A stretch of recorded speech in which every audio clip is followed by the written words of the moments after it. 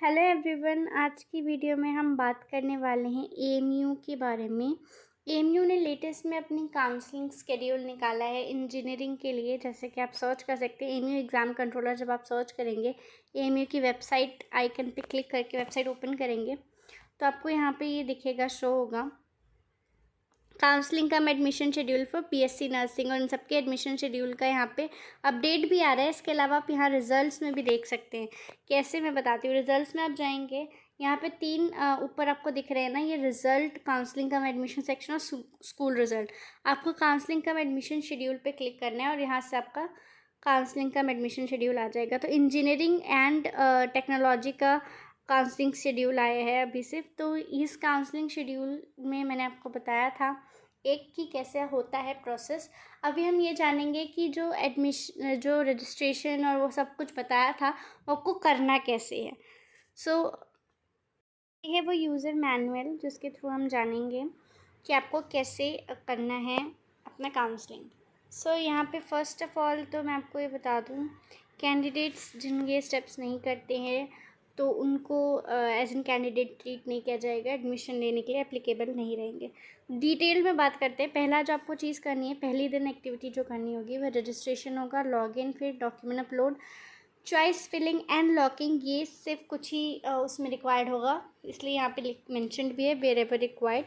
Submission of the uploaded documents और payment of requested admission fee if offered submission. ठीक है, तो पहले दिन आपको ये 4 चीज़ें एक्टिविटी करनी है: registration, document, login, document upload और चॉइस फिलिंग। डिटेल में देखते हैं। अभी यहाँ पे जो भी लिस्ट में नाम आया है जिनका भी, चाहे वो सेलेक्टेड कैंडिडेट्स में हो, चांस मेमो यानी वेटिंग लिस्ट में हो, या फिर किसी भी और लिस्ट में यानी कि स्पेशल कैटेगरी लिस्ट में भी हो, उनको ये काउंसलिंग करनी है। बात मैं आपको क्लियर कर देती हूँ। इस तरह से जब आप एएमयू ऑनलाइन पोर्टल पे जाएंगे काउंसलिंग और एडमिशन के, तो यहाँ पे इस तरह से ये कुछ ओपन होगी, आपकी स्लाइड शो हो रही है ये। यहाँ पे आपको रजिस्टर पे जाना है क्योंकि अभी तक आपने किसी उसकी काउंसलिंग करी नहीं है, इसीलिए ये करना होगा। Register has here to create a counselling account of the course for which you counselling has to be done. यहाँ पे आपको उस कोर्स के काउंसलिंग के लिए रजिस्टर करना पड़ेगा। रजिस्टर करने के बाद यहाँ पे क्लिक करने के बाद रजिस्ट्रेशन फॉर्म इस तरह खुलेगा जिसमें आपको रोल नंबर डालना है, एप्लीकेशन नंबर डालना है और डेट ऑफ बर्थ डालना है। फर्स्ट थिंग तो अपना रोल नंबर डालेगा, एप्लीकेशन नंबर डालेगा, डेट ऑफ बर्थ, ठीक है। देन ईमेल डालना है और मोबाइल नंबर डालना है। ओके, इतना आपको डालना है। उसके बाद यहाँ पे आप नीचे आएंगे तो यहाँ पे वेरीफाई ईमेल का ऑप्शन आ रहा है। आपको वेरीफाई ईमेल करके ओटीपी करना है, ठीक है।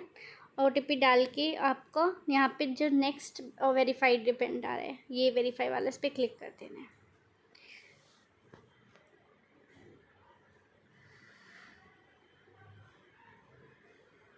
उसके बाद आपको जो भी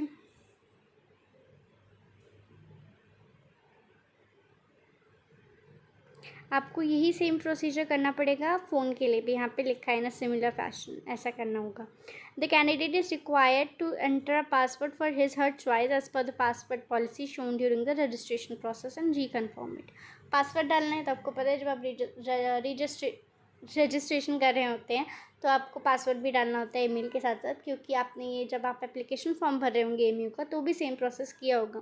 सो आई होप इसमें कोई कन्फ्यूजन नहीं होगा। पासवर्ड डालने के बाद नेक्स्ट आपको करना है कैप्चा टाइप करके आई एम नॉट रोबोट पे क्लिक करके रजिस्टर कर देना है। ओके, देन यहाँ पे कुछ चीज़ है जो आपको याद रखनी चाहिए। अपना पासवर्ड याद रखिएगा, भूल भी जाएंगे तो फॉरगेट पासवर्ड कर सकते हैं, but it will be good कि अगर आप अपना पासवर्ड याद रखें और उसे कहीं नोट डाउन कर लें। ऐसे कैंडिडेट्स रजिस्टर ना करें जिनका किसी भी लिस्ट में नाम या रोल नंबर नहीं है। और जिन कैंडिडेट्स का एक से ज़्यादा उसमें नाम आया है, जस्ट लाइक किसी का सिविल इंजीनियरिंग और मैकेनिकल इंजीनियरिंग दोनों में आया है, तो सिविल इंजीनियरिंग के लिए या मतलब उन दोनों के लिए एक ही काउंसलिंग के लिए उसको रजिस्टर करने की ज़रूरत है। सिविल इंजीनियरिंग के अलग और मैकेनिकल के लिए अलग करने की ज़रूरत नहीं है। देन हम आते हैं जब आपको सेकंड एक्टिविटी 1 में सेकंड पार्ट करना होगा, वो होगा आपका लॉगिन। तो रजिस्ट्रेशन कर दिया, अब आपको ईमेल आईडी और अपने पासवर्ड से लॉगिन करना होगा। अगर आप पासवर्ड भूल जाते हो, मैंने बताया था, तो फॉरगेट पासवर्ड का ऑप्शन आता है, बट अच्छा यही होगा कि आप उसको याद रखें। ठीक है, तो उसके बाद हमें करना है डॉक्यूमेंट्स अपलोड। जब आप लॉगिन कर लेंगे तो स्क्रीन इस तरह से शो होगी जिसमें अपलोड्स दिखा रहा होगा, ताकि आप अपने डॉक्यूमेंट्स अपलोड कर पाएँ।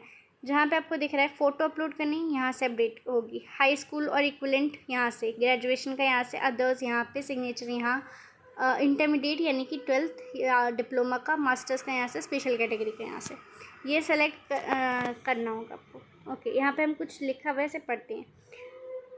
Candidate is mandatorily required to upload the following colored scanned copies, both sides करनी है। Okay, class 10th high school certificate in support of date of birth इसलिए होता है। Marksheet of all examination passed up to the qualifying examination for the concern course of study. Marksheet of all semester और parts of transcript of qualifying examination for the concern course of study. Special category certificate if applicable. See I told you कि आपको क्या करना होगा। यहाँ पे जितने आपको भी ये दिए हुए हैं कि क्लास 10th की, क्लास 12th की, या और भी जो भी आपने क्वालिफाइंग एग्जामिनेशन किए उन सब की मार्कशीट आपको अपलोड करनी होंगी। ओके, तो यहाँ पे कुछ थोड़ा एक्सप्लेनेशन दिया है जो आई थिंक हमारे लिए ज़रूरी होगा, इसलिए मैं आपको पढ़ के बताती हूँ। A candidate shortlisted for a PG level course like MBA will be required to submit all marksheets up to graduation. ठीक है, तो जो जिनका PG के लिए सिलेक्शन हुआ है उनको ग्रेजुएशन तक सारी मार्कशीट सबमिट करनी होंगी। जिनका UG तक हुआ है उनको क्लास 12 तक सबमिट करनी होगी।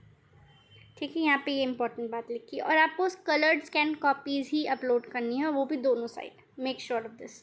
इसके अलावा यहाँ पे एक चीज़ और आपको अपलोड करनी है इन सारे मार्कशीट्स के अलावा, जो कि है आपका migration certificate, marksheet of other examination अगर कोई और पास किया है, no objection certificate if applicable. Okay, any other relevant और डॉक्यूमेंट जैसे कि GATE certificate for admission to MTech program. Okay, तो ये आपके लिए C और D ज़रूरी नहीं, सबके लिए एप्लीकेबल नहीं होता। और the permissible file format for uploading photo and signature are JPJ, JPEJ, BMP, या और जो डॉक्यूमेंट्स के लिए है वो है PDF, JPG, JPEG etcetera. I am sorry for the pronunciation. तो ये आपको इसका ध्यान रखना है कि आपको किस फॉर्मेट में अपलोड करना है। नेक्स्ट, आपने डॉक्यूमेंट्स अपलोड कर दिए। ठीक है, इसके बाद आपको यहाँ पे ओके नहीं, अभी आपने अपलोड नहीं किए हैं, अभी आपको ये मैं बताई हूँ कि क्या क्या डॉक्यूमेंट अपलोड करना है, कैसे अपलोड करना है, ये भी बताती हूँ। सेलेक्ट, जो यहाँ पे सेलेक्ट अपलोड टाइप आ रहा है, ये सेलेक्ट पे करेंगे। अगर आप ये select the relevant nomenclature of the document you may wish to upload. तो यहाँ पे सेलेक्ट पे करने पे इस तरह से ही शो करेगा कि आपको क्या अपलोड करना है, फ़ोटोज़, सिग्नेचर, ग्रेजुएशन, मास्टर, किसका रिज़ल्ट अपलोड करना है। ठीक है, specify the name of the document to be uploaded. जब आप इस पे में से किसी एक को सेलेक्ट कर रहे हैं तो उस डॉक्यूमेंट को नाम भी दे दीजिए, ज़्यादा बेटर रहेगा। ठीक है, उसके बाद आपको क्या करना है, ये जो नीचे शो हो रहा है आपको सेलेक्ट अपलोड टाइप हो गया, अपलोड फाइल में चूज़ फाइल चूज़ करना है, और आपको वहाँ उस फाइल को चूज़ कर लेना है। मतलब अभी तक आपने ये चूज़ किया कि आपको ग्रेजुएशन की डिग्री अपलोड करनी है, उस डिग्री को नाम दिया। अब आपको उस चूज़ फाइल को, यानी कि जहाँ वो फाइल लोकेटेड है वहाँ से लाके यहाँ पे लानी है आपको। उसके बाद आपको अपलोड पे क्लिक कर देना है, और अगर आपको सेटिस्फेक्शन नहीं हो रहा है कि आपका सही है तो आप रीसेट भी कर सकते हैं उसको। देन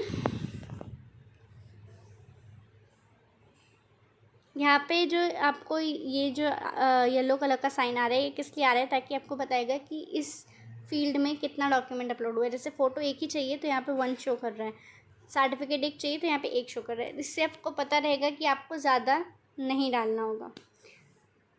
अगर आप इस फील्ड पे क्लिक करते हैं, वैसे फ़ोटो पे क्लिक किया आपने, ठीक है, और आप वेरीफाई करते हैं कि आपने सही अपलोड किया है या नहीं किया, तो अगर आपका वो गलत होता है तो यहाँ पे जब आप फ़ोटो पे क्लिक करेंगे तो इस तरह से डस्टबिन का ऑप्शन भी आएगा। आप इस पर बिन आइकन पे क्लिक करके उसको डिलीट कर सकते हैं, डॉक्यूमेंट हो चाहे फ़ोटो। ओके, देन हम आते हैं, जब once the candidate is uploaded all the relevant documents he she may click on the next button to proceed further. Upload करने के अपलोड पे क्लिक करना है।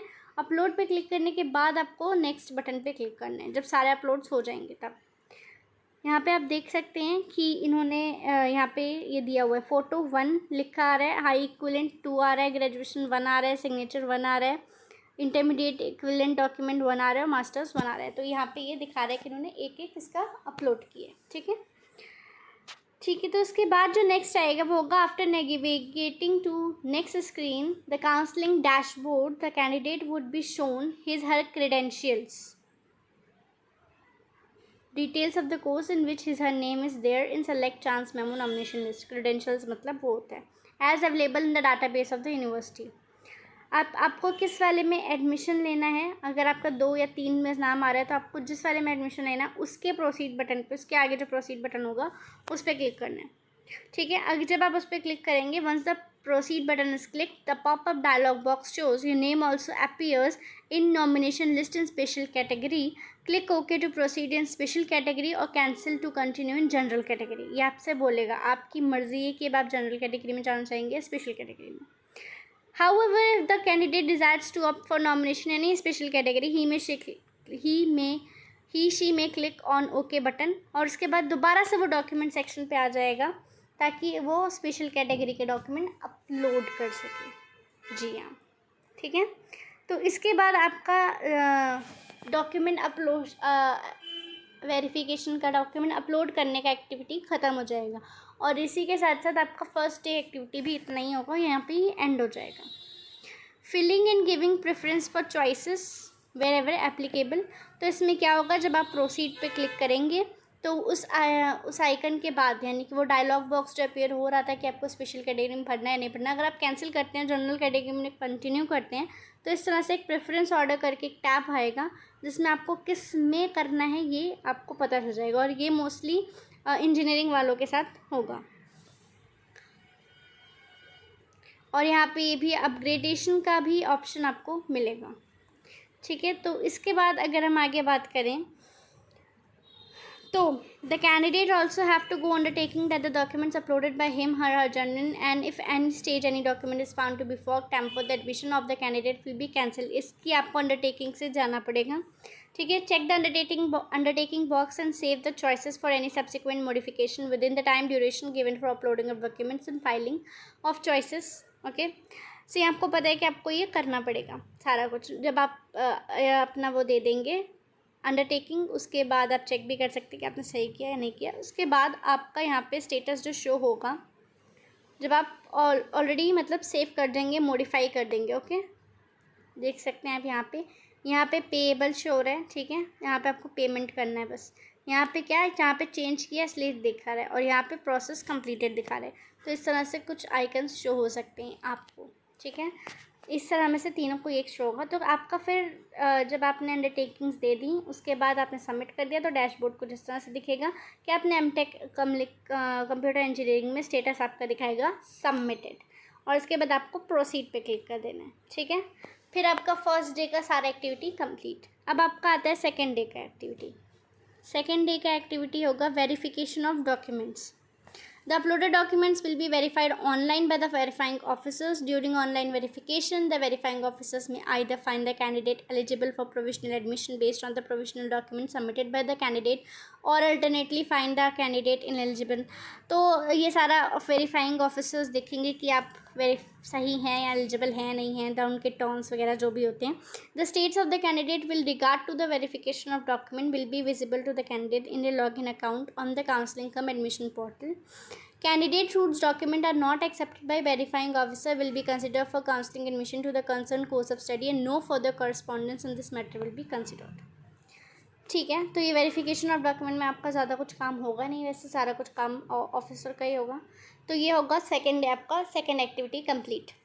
थर्ड एक्टिविटी जो होगी, जब आपकी फॉर्म लिस्ट 1 आएगी उसके बाद आपको एडमिशन को एक्सेप्ट करना है अगर आपका नाम आता है और आपको फ़ी पे करना है। Based on candidates rank and field choice seat will be allotted in the concerned course after online verification of documents. A candidate has been allotted a seat and wishes to complete the admission formalities is required to log in to his her account again.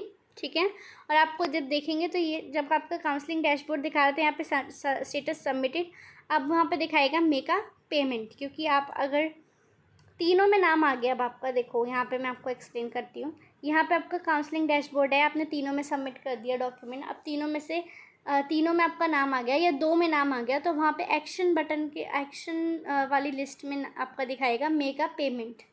ठीक है, अब आपको payment के लिए जाना है। Make a payment में आप UPI से या क्रेडिट कार्ड से, जिससे भी आप लगे आप कर सकते हैं पे, और उसके बाद आप ऑलरेडी AMU का पार्ट बन जाएंगे। अब यहाँ पे कुछ सीट अपग्रेडेशन के लिए बारे में बताया है, जिसका है कि candidate who has accepted the allotted seat with willingness to upload his admission to upgrade his admission shall be upgraded automatically on merit to higher preference in the event of a vacancy arising there in his her currently offered accepted seat will be automatically be forfeited and the candidate will not have any claim on previously allotted seat।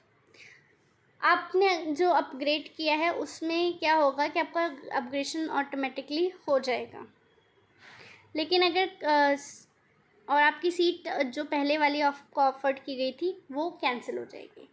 ठीक है, previously allotted seat पे अब आप कोई claim नहीं कर पाएंगे। अगर आपका अपग्रेड वो खुद ब खुद ऑटोमेटिकली कर देंगे तो उसके बाद आप प्रीवियसली क्लेम अलॉटेड सीट पे क्लेम नहीं कर सकते। ठीक है, फिर आपको फिज़िकल रिपोर्टिंग की बारी आएगी, जिसमें